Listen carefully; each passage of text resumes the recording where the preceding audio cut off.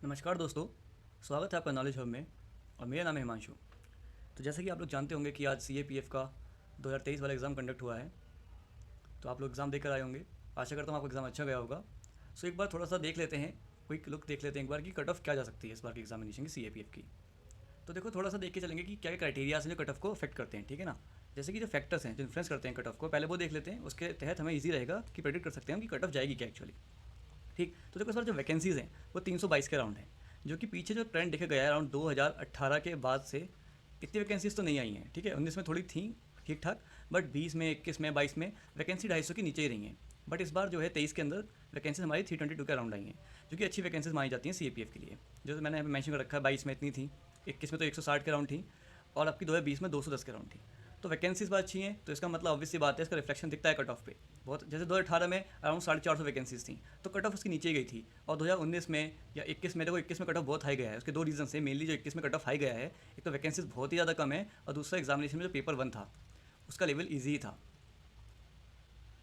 But इस बार देखो, एक चीज़ देखनी है हमको, हम 2021 से भी इस बार का कंपेरिजन नहीं करेंगे, क्योंकि जो पेपर का डिफिकल्टी लेवल होता है वो सबसे बड़ा डिटरमाइनिंग फैक्टर होता है कि कट ऑफ जाएगी क्या। असल में पेपर का डिफिकल्टी लेवल ही डिसाइड करता है कि कट ऑफ ज़्यादा जाएगी कम जाएगी। एक बार को वैकेंसी को भी इग्नोर कर सकते हो, बट अगर पेपर डिफिकल्ट बहुत ज़्यादा आ गया तो भले ही वैकेंसी कम हो, कट ऑफ नीचे ही चली जाती है। बट पेपर का ईजी आ गया तो वैकेंसी ज़्यादा भी होंगी, तब भी कट ऑफ हमारी ऊपर चली जाती है। ठीक है, तो पेपर का डिफिकल्टी लेवल कंपेयर करना है ना आपको, तो आप 21 से मत करो, 22 से मत करो, आप 20 के साथ करो। क्यों? क्योंकि 22 में पेपर का लेवल जो था वो थोड़ा हाई था, 21 में पेपर काफ़ी इजी था। 21 का पेपर तो ऐसा था कि आप NCERT सब कुछ ही कर लोगे, बट 22 में थोड़ा फैक्चुअल थ्योरेटिकल ज़्यादा कर दिया था।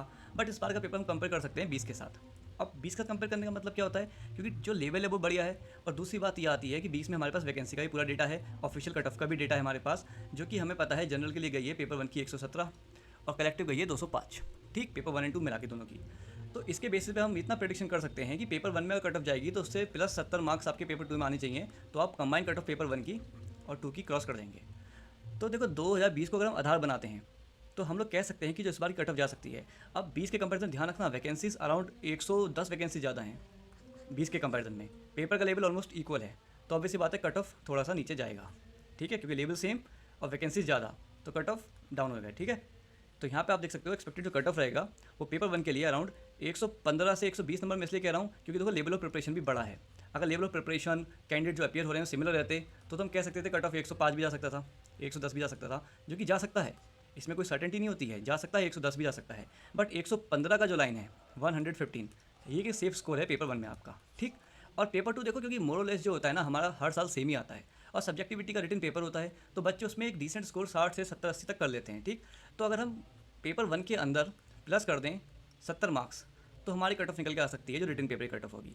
अब हम मान लेते हैं 115 को पेपर 1 की कट ऑफ, अब इसमें अगर हम प्लस कर दें 70 मार्क्स, तो हमारा कितना हो जाएगा राउंड, हमारा हो जाएगा 185 तक। ठीक, तो अगर आपका स्कोर मान के चलिए कि 180 से प्लस है, तो आप सेफ जोन में हैं पेपर 1 प्लस पेपर 2 में, कलेक्टिवली देखा जाए तो आप लगाइए। अगर आपके नंबर 115 से ऊपर आ रहे हैं पेपर 1 में, तो ठीक है, you are good to go for the next round.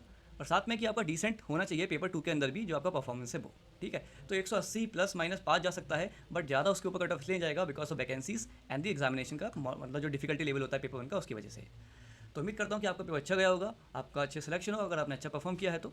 और आपको एग्जामिनेशन में अगर इससे ऊपर मार्क्स बनने हैं तो निश्चिंत होकर आगे, क्योंकि ज़्यादा टाइम नहीं मिलता है, 2 से 3 महीने का टाइम मिलेगा आपको फिजिकल के लिए, उसकी प्रिपरेशन कीजिए, ज़्यादा टाइम मत खराब कीजिए इस सब में, कट ऑफ एनालिसिस में और ये सब आंसर कीज़ में। एक जगह से लगा के देखो बढ़िया से अपना, एक बार मार्क्स अपना देख लो कितना आ रहा है, और उसके अकॉर्डिंगली अपना जो नेक्स्ट डिसीजन अपना ले लीजिए। ठीक है, चलिए, धन्यवाद।